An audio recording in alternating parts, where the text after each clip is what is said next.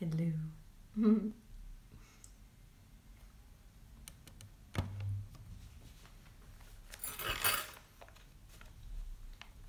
Hey everybody, I'm just gonna wait for more people to join the room before I start this little chat for Maricas. So I'm really excited that you're here. We're gonna do the chat in English. I know that was already discussed in the flyer, but just in case somebody forgot about it. And today I'm here to talk to you guys about sex work. So I'm really happy that everybody has joined.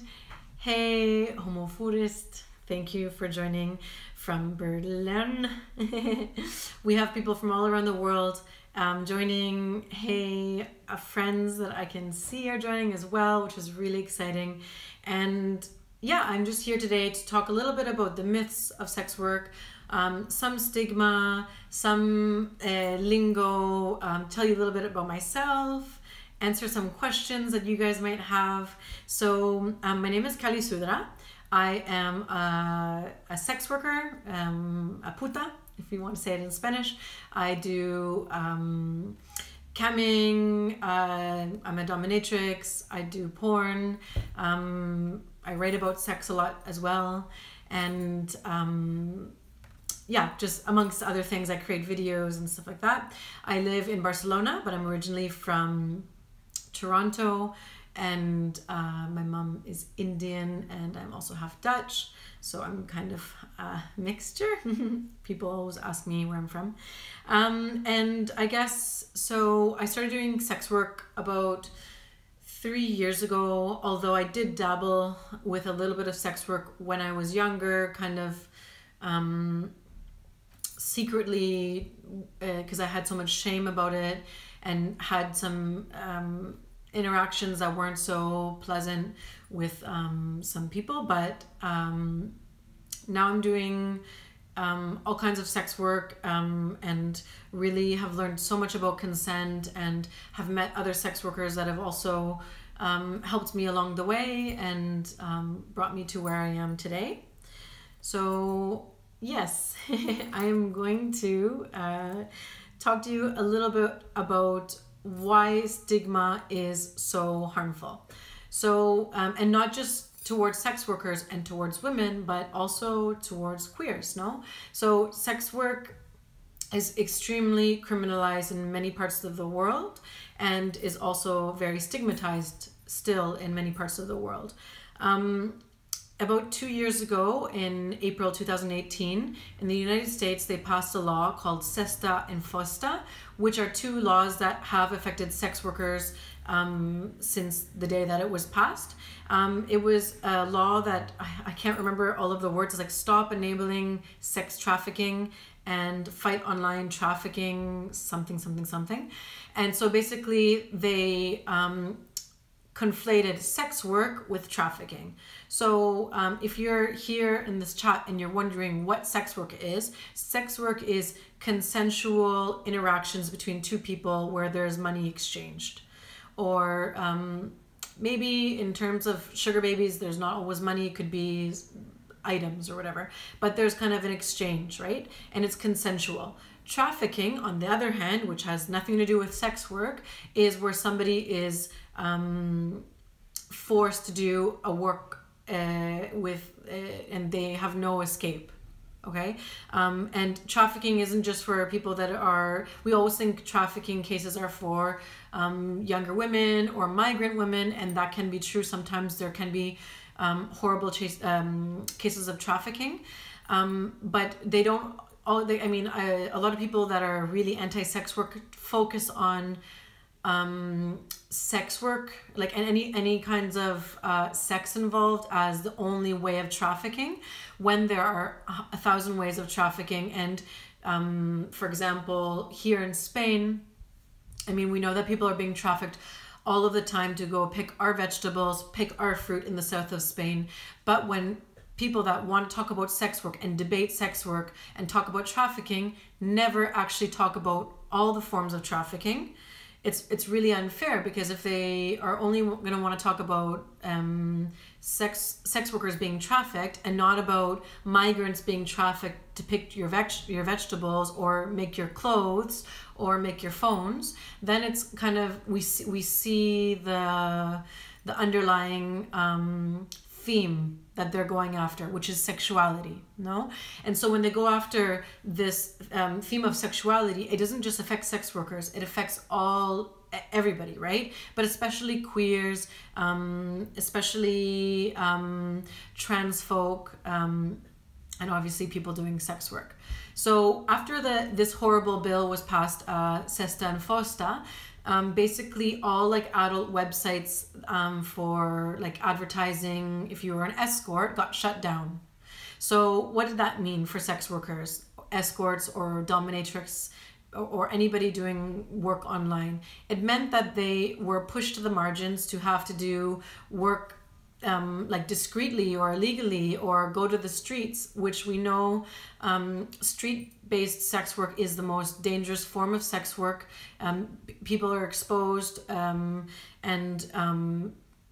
mainly because sex work is so criminalized that sex workers are pushed to like the outskirts of areas where it makes it dangerous for them to work there, because maybe they don't have enough light, maybe they're not around anybody else. And so these laws did have a massive impact on sex workers in terms of making it more difficult for them to find work online, pushing certain sex workers that do survival-based sex work to the streets, which is more dangerous, and also like basically eliminated our own way to be able to filter and screen our clients. So if I get an email from a client and that's like a trace, right? But if I have to go to the street and get in the car with somebody that that I have never met before, and I don't have his email, and I don't have like this trace of emails, it's a little bit harder to screen. You don't have that much time to get to know the person, and it's more, I guess it's more, I don't know how to say, it's just dangerous. So after Sesta Fosta rolled around, these pages got shut down. It was incredibly frustrating. Then we saw way more censorship in terms of on platforms like Facebook and Instagram. Maricas has been censored many times, and we know that's because of Sesta and Fosta, because Maricas is well, they're a collective that likes to express sexuality in a free way, and what that does is that intimidates people that are against sex work and are against sexuality in general. So yeah, it does affect queer folks when sex workers are stigmatized and criminalized.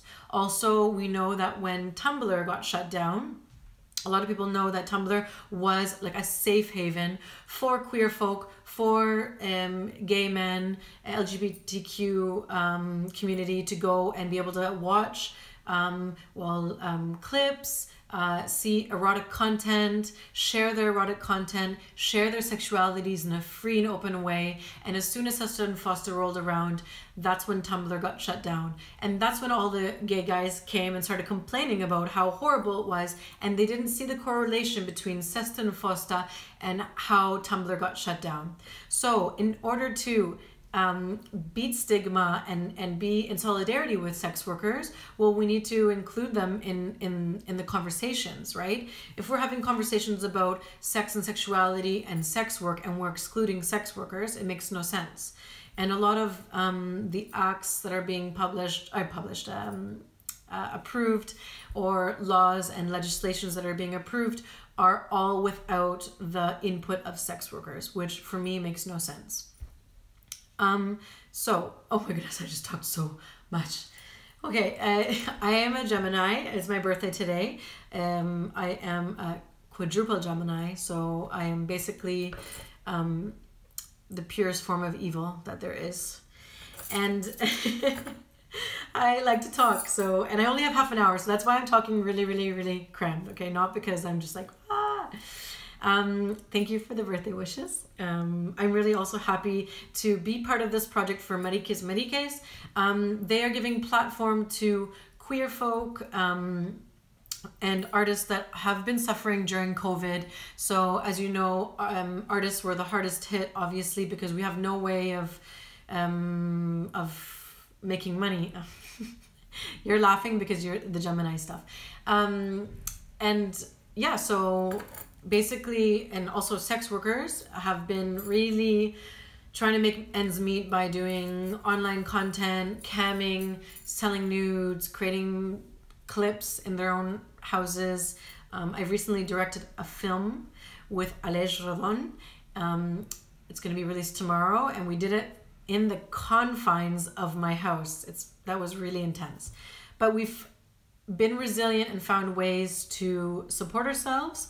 Maricas has a website where you can go and support artists that have been affected by COVID, make donations there, support your local artist, support your local sex worker, your local queer. What is better than doing that? Nothing. Okay. Before I keep talking and talking and talking, oh my God, I have so many notes and I just, don't even know what to say. A lot of people, like some of the main myths, I think, about sex work, or the like the stigma that I face. Like people will say to me, for example, something like, Callie, you're selling your body. You're selling your body. You're selling your body to this man, or it could be to this woman, but you're selling your body. And that is so ridiculous to say. Like if you actually think about it, when you have consensual sex with somebody outside of sex work or inside of sex work, you like after you leave that exchange, like you're still a whole person. When you fuck another person and you leave that exchange, you're still fully you. You don't leave your body part behind, you know? It's not like I come out with an arm missing. It makes no sense. So that's one of the big myths, that we sell our bodies, which is not true at all. And if we think with that kind of logic of selling our bodies, then everybody is selling their bodies in some way, going to work. We are forced to by capitalism. So if you are somebody that is a writer, well, you're selling your hands. If you're somebody that's, well, everybody's selling their hands, kind of like if you work in retail, if you work in design, if you're a photographer, I mean, you sell your brain, you sell your hands, you sell your ideas. We are forced to under the horrible system of capitalism. Okay, we're forced to. Unfortunately, we have to pay bills. I can't just decide to stop working, unfortunately. I mean, everyone always asks me like, oh, did you choose this work freely? Like sex work? And I mean, yes, I chose sex work freely, but if I really had to choose work, would I really choose to work? Probably not. I'd probably be doing other things. I'd probably be volunteering, I'd probably be reading, I'd probably be doing a million other things. Okay, I'm going to talk about that after, how you can help sex workers. So yeah, basically one of the myths is that we sell our bodies, and that's not true at all. And if we go by that myth, then everybody is selling their bodies. We're all part of the horrible system of capitalism, unfortunately, until it is demolished, which I don't know when's going to happen. Seems like we're going back to the cycle now, since everything's opening and they're pressuring us to buy, no? So under capitalism, all labor is vulnerable. In that sense, no? All labor is vulnerable to exploitation. You know, a lot of people who are all concerned about me selling my body are not concerned about migrant workers who are picking their vegetables, their avocados, their organic fruit and vegetables, that are working 12-hour plus days in horrible working conditions, especially during the COVID crisis. We know at the beginning of the COVID crisis that all of the migrants working in the campos, in the fields, didn't have personal protection, masks. They were working in close proximity to their colleagues and were working extreme hours. And nobody who was against sex work or exploitation was speaking out about that. I wonder why. Because they really they're not interested in that debate. And if you do really want to abolish slavery in that sense, then you would have to abolish the ley extranjería, the immigration laws that are super racist in Europe, that are killing people every day. And so if you really actually wanted to abolish slavery, then you would have to fight on all levels, against the textile industry, against the food industry, against the government creating these horrible immigration laws that are allowing people to die every day in the Mediterranean, and they don't care. So when people come to me with this kind of like, we call them SWERFs, so sex worker exclusionary radical feminists, which they are not feminists. You cannot be a feminist and be against sex workers. It makes no sense. They often come up with these debates, about like, you're trafficked, you're a slave or whatever. And yeah, so it's absolutely not true. I'm doing this work out of my free will. Although, again, like I said, if I had to choose a job, I wouldn't be doing any work at all, okay? Don't like working. What else? How can we help sex workers on the legislative level, associations, unions? Well, here in Spain, there are a lot of associations that you can follow. I am part of a union of sex workers called Otras Sindicato. It was very polemic 2 years ago when we formed a union. It was approved by the Ministry of Labor. Then all of a sudden, a few weeks later, the BOE, which is like this bulletin, this national bulletin, published that a union of sex workers gets approved by the Ministry of Labor, and all the press went nuts. They went nuts. And so they basically hunted us down. Were very, the right-wing press, I had to delete all of my social media because they were just harassing me. And there was a lot of articles published about us with inaccurate information, calling us pimps because we talked to women about how to safely get into sex work. And it was out of control. So basically the Ministry of Labor and Pedro Sanchez said, no, this was a mistake. There's no way that they could approve a sex worker union because sex work in Spain is illegal. And our own president of the country, Pedro Sanchez, made a tweet about us and doesn't even know the laws in Spain. Sex work is not illegal in Spain. It's illegal. So it's in this kind of like gray area, where it's not fully legal, but it's not illegal. It's in this like weird area, And so, yeah, that's an association that you can completely support. Otra Sindicato was doing a large effort to raise money for sex workers during the COVID crisis, and I think that the campaign is still going. Other places that you can support is Nómadas. They're in Valencia. They don't only work with sex workers. They also work with migrant folks, and they do an amazing job. So I would suggest to get in touch with these organizations. Also, if you're looking at in European level, SWARM is an amazing organization. Also the Red Umbrella Fund, if you want to donate or learn more about policies affecting sex workers. There you go. Okay. So I answered those questions. Absolutely on this point about migrant workers. Yes, thank you. What else can I say? So what other myths that people have? Well, a lot of people have myths about sex workers being, dirty because we have sex, right? To be very, very, very honest, in my own personal dating experience in my life, I've had a lot of problems navigating conversations with past cis partners about their status. So I would say like, hey, when's the last time you got tested? And, they were really vague about it or whatever, And to be honest, a lot of, I've had conversations with people where they straight out said to me that they've never been tested. And so a lot of people have this kind of preconception that sex workers are dirty because we have sex and we work with our bodies for a living. Just because we work because we work with our bodies for a living means that we have to know our status, and we get tested frequently. I'm usually tested at least once a month, if not sometimes twice in a month, if I'm doing different shoots or if I have a client. And so we know our status at all times.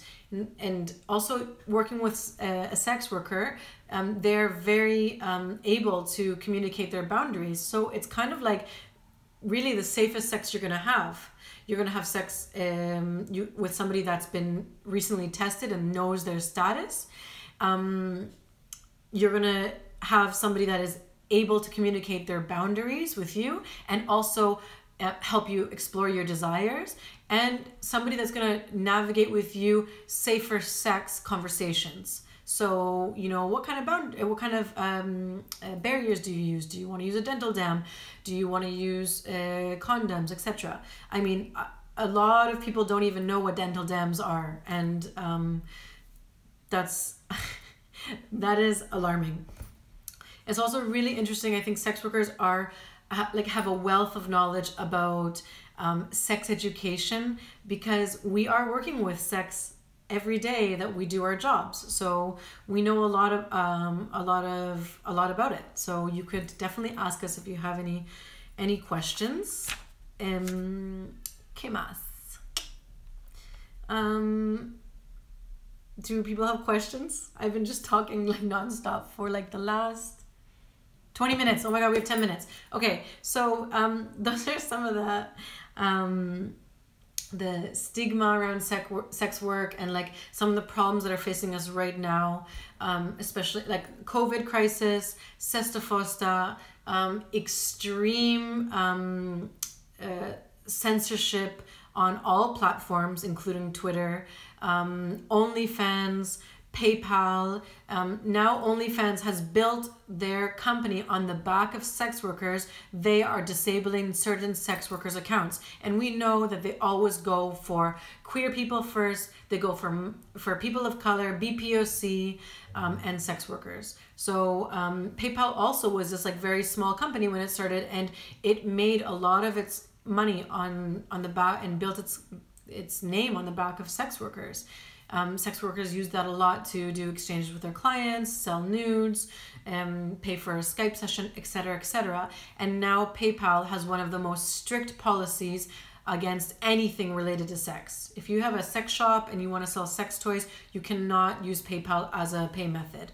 So yeah, we're experiencing extreme pushback from online platforms. We are being pushed to the margins in terms of being shadow banned. Yeah, Twitter, for example, has shadow banned sex workers unproportionately, or disproportionately. Forgetting my English, speaking so much Spanish. So yeah, so basically shadow banning is another form of silencing us. Basically, if you go to Twitter and you try to type in my name or another sex worker's name, maybe you won't find it. We exist on Twitter, but you can't look for us because they wanna silence us, or our tweets don't get shown on the feeds because they don't want our voices to be heard. So those are some of the things that are affecting us now. What else? Basically, swerfs and turfs just on every level. So a turf is very similar to a swerf. Sex worker exclusionary feminist is a radical feminist. They call themselves radical. There's nothing radical about being transphobic and horophobic. And a turf is trans exclusionary radical feminist. Okay, and again, there's nothing radical about your feminism if it's transphobic, if it's racist, if it's horophobic. There's nothing radical about it. So yeah, we are finding a lot of pushback from swerfs and turfs on our platforms, but also showing up to our workshops and our like conferences. There was a conference last year that Otras gave at the university here in Barcelona, and a whole bunch of TERFs and SWERFs showed up and had some horrible things to say to the sex workers. And it's very traumatizing when we have to, and very violent when we have to deal with these people that are speaking on our behalfs, pitting us kind of painting us as victims and taking away our voices. When we have our own voices, we don't want to be rescued, and that like whole Jesus savior complex like needs to be abolished. SWERF's argument against sex work, a lot of it is about like us selling our bodies. A lot of it is about like, I don't know, like men cheating. Like, I mean, I have no idea. Like, we're objectifying ourselves. And like also this whole SWERF debate like leaves out people that do sex work that are helping people living with diverse functionality, and denying that people that live with diverse functionality deserve pleasure and deserve to experience that. And so there's a lot of sex workers doing that kind of work as well. Or I mean, like, what happens if you, I don't know, like you end up in a relationship where the other person can't have sex with you and you guys mutually agree that you can see a sex worker. I mean, I think there's 1,000 options. Or what if you're a queer person and you want to hire a sex worker? I mean, you want to, I don't know, just have a fun night. Like, why shouldn't you be able to do that? And basically SWERF's argument is like various things, but it's a lot about us objectifying ourselves and selling our bodies. What else?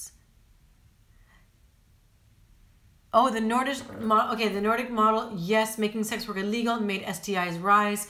Of course, because it, like, I mean, and also that happened in New York where like STIs were rising because sex work was made illegal in that state, and sex workers were criminalized for carrying around condoms in their purses. So imagine you're going through a service and you get stopped by a police officer and he finds a condom in your purse and he can fine you for that. A huge fine, okay? You're most likely, the next time you go out to do a service, not likely to bring a condom, because that could also put you in danger for receiving a fine. But that also affects trans people, gay folk, queer folk, LGBTQ folk, or even cis folk that could be dressed in a, I don't know, like anybody can be profiled as a sex worker. Like, I mean, wearing whatever clothes we want, and it's not even about the clothes we are wearing. And then they can stop you and look in your purse and find condoms and then charge you for it and say, no, this is illegal, like you're a sex worker, this is proof because you have a condom. It's absolutely ridiculous and so just ludicrous. So yeah, that also puts sex workers in danger, but also puts the clients in danger because, I mean, and just the general population in danger because safer sex is not being valued and is being criminalized even at that point. What else? Yeah, and I guess the Nordic model, I mean, like, so there's basically there's so many models. I can't get into talking about it, unfortunately, because we're running out of time. We have 2 minutes. There's the legalization model, there's Nordic model, there's decrim, and really sex workers want sex work to be decriminalized. So because if it's legalized, that still means there can be loopholes where certain sex workers don't meet the criteria. Just like when they started selling marijuana in Canada, right? It wasn't necessarily a good thing. Now the government controls all of the sales of marijuana in Canada. What does that mean for marijuana growers? Well, I mean, it's become more expensive. They're also being put in illegal situations. So the same thing with sex work. So if sex work becomes a legal thing here in Spain or in another country, that means it can be controlled by the government and they can put whatever sanctions that they want on sex work. And not every sex worker could fulfill those requisites. So therefore putting marginalized sex workers again at risk and at the margins. What else? Yes, it is a shakedown because sex workers are easy targets. Sexo con IVA? I don't know. What does that mean? You have to say, explain to me more that question. Taxes. Okay, so I can speak about me paying my taxes because I do. I perform, and I unfortunately have to pay my taxes on every movie that I make. Also, if I do any conference talking about sex work, I do have to pay my taxes on that. And also just a whole host of other taxes that we are forced to pay as citizens. What else do you guys want to know? I'm so happy that you came here to listen to my 30-minute really quick rant chaos about sex work. I'm sorry that it couldn't be more streamlined. I'm so sorry that I couldn't be more it couldn't be longer, or I couldn't be, I don't know, answering all of your questions, because there was a lot of things to talk about, and that is literally just like a percentage of what our work involves. But I'm really, really thankful for all of you being here. I thank you, love from Toronto. I really am happy that you were able to join. If you do have other questions about sex work, or I don't know, something struck you as interesting, feel free to write me on my account, Kali. And also, please remember to go to the Maricas page, which is in their bio. Donate to artists that have lost a lot of work during COVID, including myself, and we would greatly appreciate it. This whole campaign where they are featuring different artists is amazing, giving us platform to be able to talk about different things that are affecting us. And I thank Maricas for giving me this opportunity. I'm super happy about it, and I am just, I don't know what else to say. Hey, how are you? So I guess that's the end, because we've got to 30 minutes and that's supposed to be the end of it. So I will be signing off for now, but that doesn't mean that you can't reach out to me if you have other questions. And again, thank you so much. I hope you have a great day, and remember to support your local sex worker. Ciao, amores.